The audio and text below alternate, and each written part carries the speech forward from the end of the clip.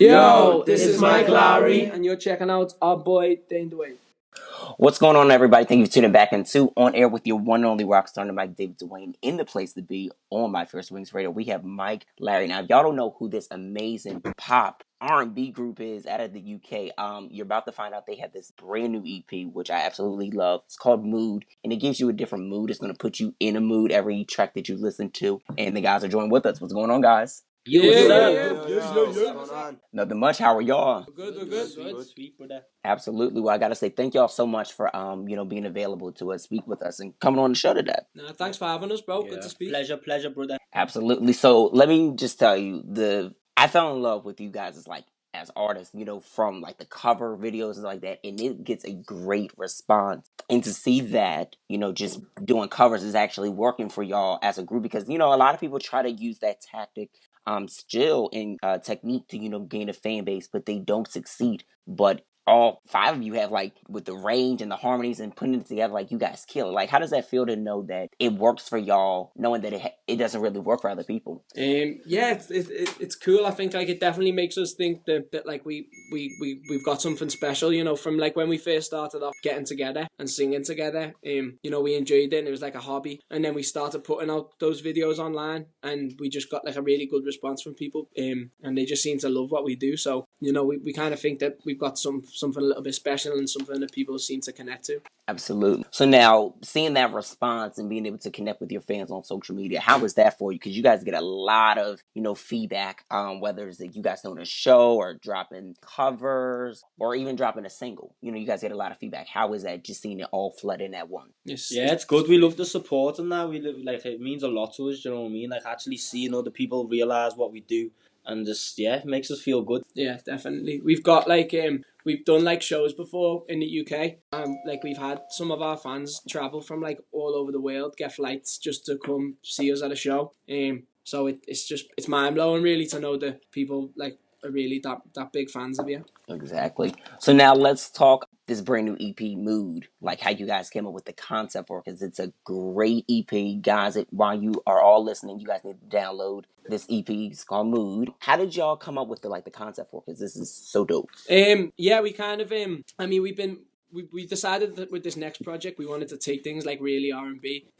We'd done a couple of singles before that were kind of a lot more commercial, but we really wanted to put out a body of work that kind of represented us and the kind of direction we wanted to go with the music. And the whole mood concept, we just kind of, it was one of the lyrics actually in one of the songs, like, we say like only call me at night when you're in the mood. Mm-hmm. And then we kind of took that and then used it like as for all the other situations, as you said yourself on the intro. Like every song kind of puts you in a different mood, and you see like loads of people now on social media, they'll put like a picture up or a meme and just hashtag mood. So it's like kind of wanted to play on that kind of popular culture. Exactly. And it makes sense to, play on with, mood, because, everybody is always listening to a song and it's like mood, X, Y, and Z, X, Y, and Z. And sometimes it literally is that mood. So, recording, like, let's talk about Can't Lie. I mean, that's the truth. Sometimes you can't lie. So what was the inspiration behind that record? Wow.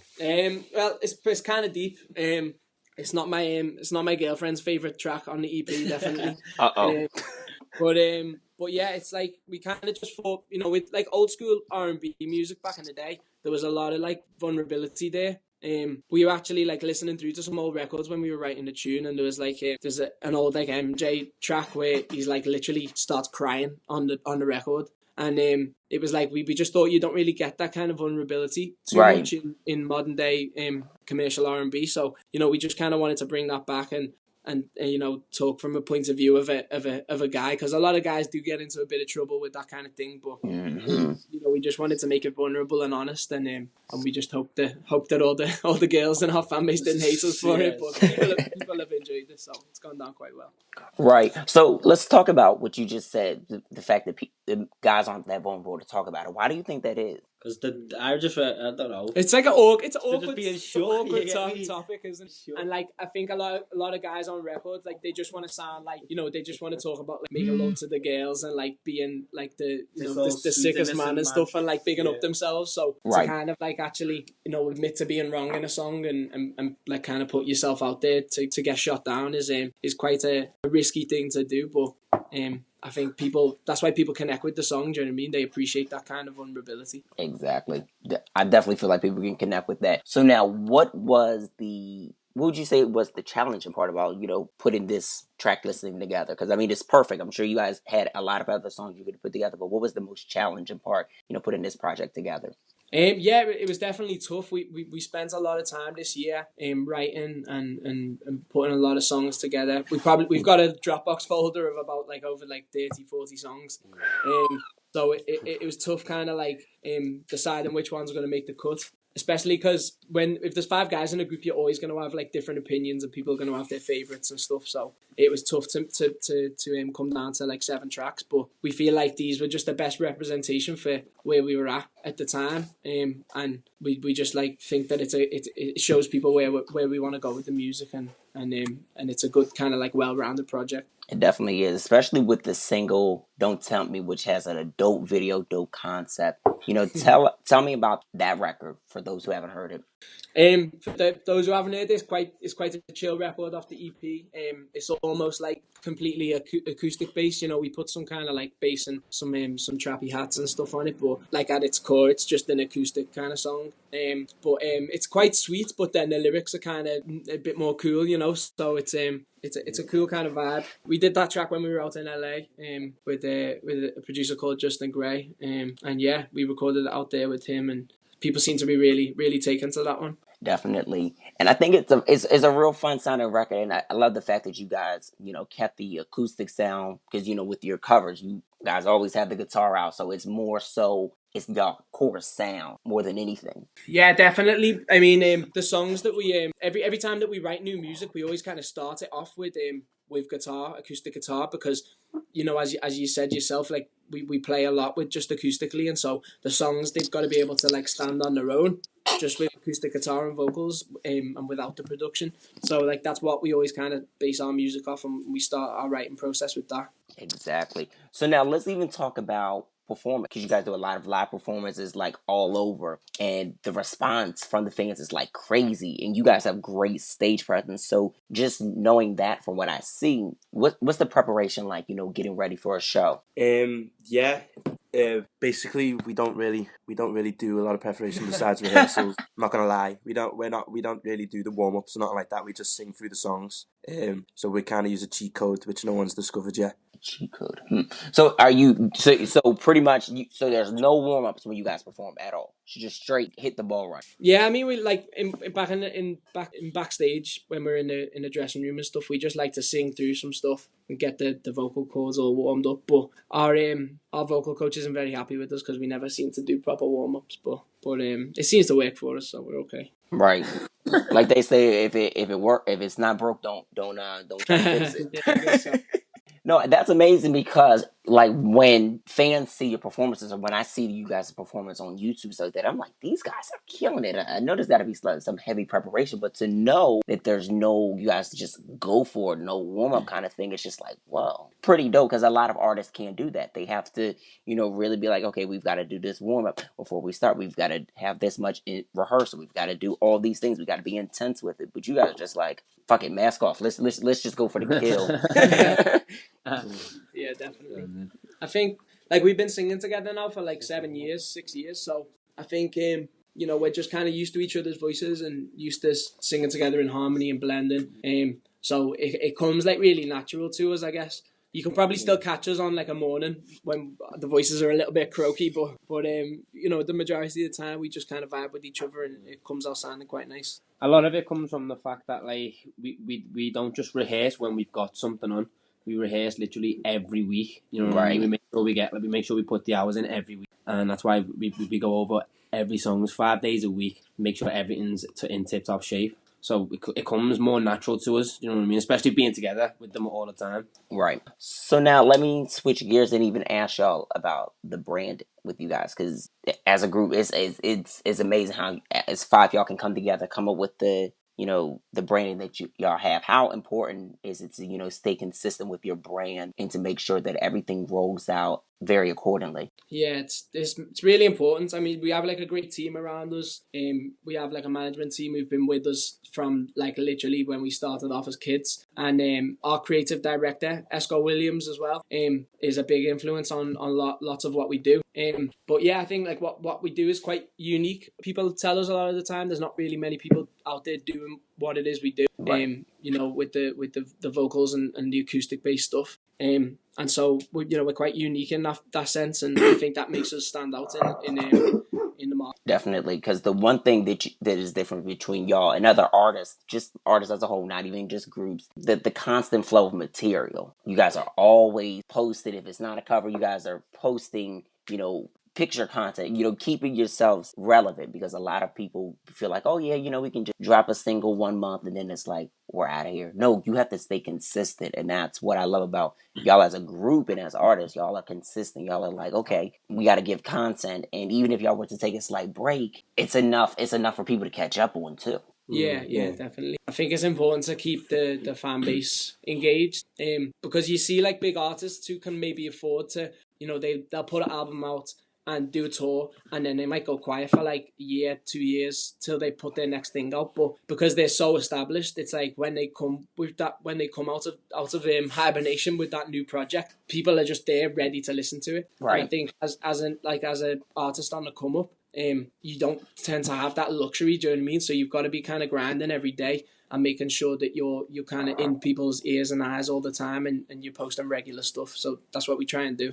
Exactly. So now let's talk about even the fact, because that just sparked another question for me. From being an independent, artist to being with a major label now. How does that, how's that back in helping you guys, really excel? Like, do you guys see much of a difference, or how would you say the two have differed for y'all? I think that being independent, there's a lot less pressure on what you're doing. You're just kind of doing it for the joy of it and enjoying where you're at. And then I think like as soon as a label comes on board, there's a lot more outside pressure. Obviously, there's a lot more kind of money invested in you, and there's a lot more people who are kind of got their fingers in your project. But it's a big help in terms of the connections and stuff, like exposure, trying to get you on radio, on the right kind of like Spotify playlists, on getting you like TV appearances and stuff like that.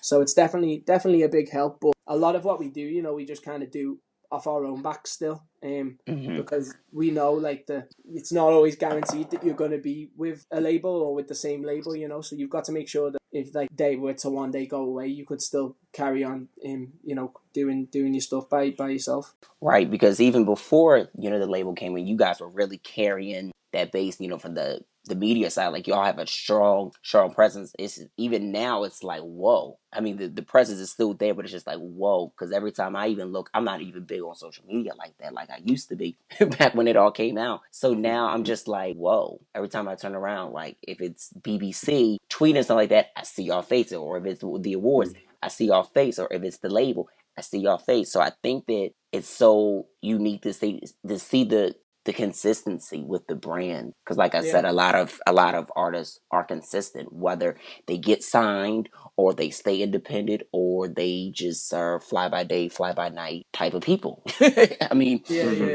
it's just how the business is.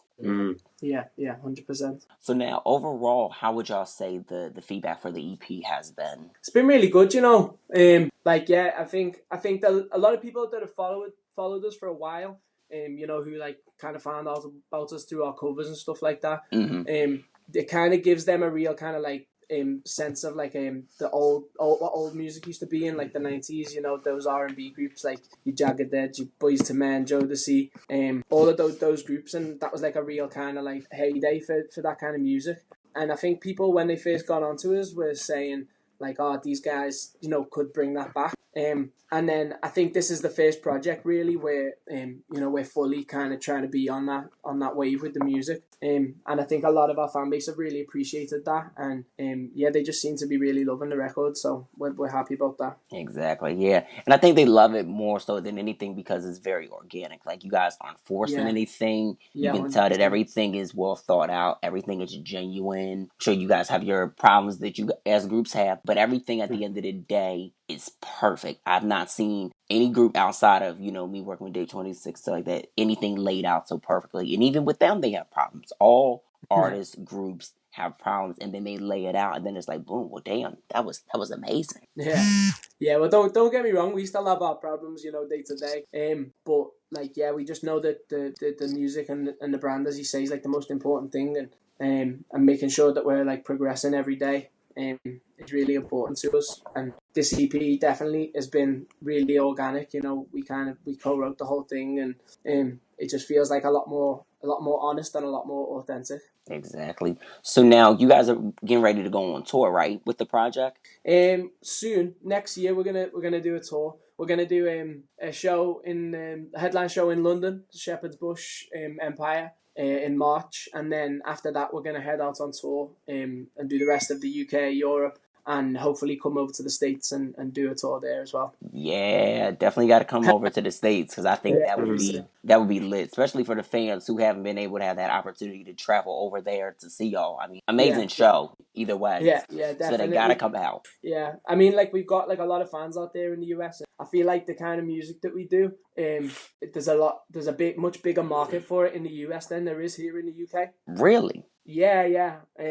I feel like that the R&B music in the UK is kind of like, it's on the come up, but it doesn't really have like a lot of mainstream support. Yeah. Whereas like in the States, it's huge. It's its own market in itself. So we'd really love to get out there and start working that territory and growing the fan base there. Right. So y'all would personally say that y'all like pushing your music more so the US more than there is because it's more bigger, you would say? At the moment, no, it's kind of like equal. We're just we're working at home, but next year we really want to try and get out there and start working it more. Hopefully, get some of our songs on radio out there in the US and do a little tour. That would be amazing. Yeah, I think that would be dope, because I can hear a lot of the songs definitely like on the top 40 station. Because I mean, it fits right in. Yeah. Well, we hope so, definitely. Absolutely. Well, guys, thank y'all so much for this. Definitely appreciate it. Yeah, absolutely. Keep up the amazing work. A lot of people love what you guys do. I'm constantly telling people to check y'all out. Another thing that I just remembered. So y'all know how y'all did "The Boy Is Mine," the cover. Oh yeah. Yeah. So it's funny because shout out to my sister Ebony, because when I personally sing "The Boy Is Mine," that I sing that exact arrangement. Oh really? Okay. That exact arrangement. So I'm like, wow, great minds think alike, and it flows so dope. But I don't think people get that. Like, when you switch up songs from, like, you go from the first verse and then you go into that third verse and you just mesh it up, it just sounds so sick. So to hear y'all actually do it, I was like, well, praise the Lord, I'm doing it right. Sick. Thank you, man. Thank you. No problem. So before I have y'all do it, drop for us, tell everybody where they can follow y'all on social media. Definitely let them know, individual handles as well, and then where they can get the EP. So our Twitter is at We Are Mike Lowry. Our Instagram is at Mike Lowry. Facebook Mike Lowry. And if you just search into Google MIC space LOWRY, everything will come up there. You'll find us there. The EP is called Mood. It's out on all platforms, so you can go stream that, download it, buy it, whatever you want to do. And then if you go follow the band stuff, you'll find our personal accounts on there. So just go head over. Yo, this is Mike Lowry, and you're checking out our boy Duane.